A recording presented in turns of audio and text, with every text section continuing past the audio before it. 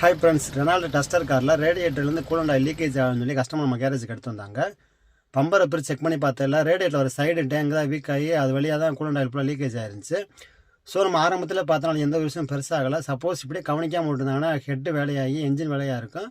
So அதனால் நம்ம radiator வந்து புதுசு அசம்பிளி வாங்கி ஃபிட் பண்ணுறோம். சைடில் ஒரு டேங்க் மட்டும் செக் பண்ணி பார்த்தா அது வந்து தனியாக கிடைக்கல. ஸோ அதனால் நம்ம ரேடியேட்டர் அசம்பிளி வந்து ஃபுல்லாக வந்து ஃபிட் பண்ணுறோம்.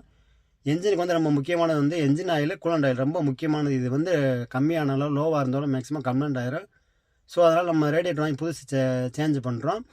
அப்படியே வாட்டர் லைன், ஓஸு எல்லாமே செக் பண்ணி பார்த்தா மற்ற எல்லாமே ஓரளவுக்கு நல்லா இருந்துச்சு. இதில் டேங்க் மட்டும் தான் வீக்காக இருந்துச்சு. ஸோ அதனால் நம்ம ரேடியேட்டர் அசம்பிளியே புதுசு ஃபிட் பண்ணுறோம்.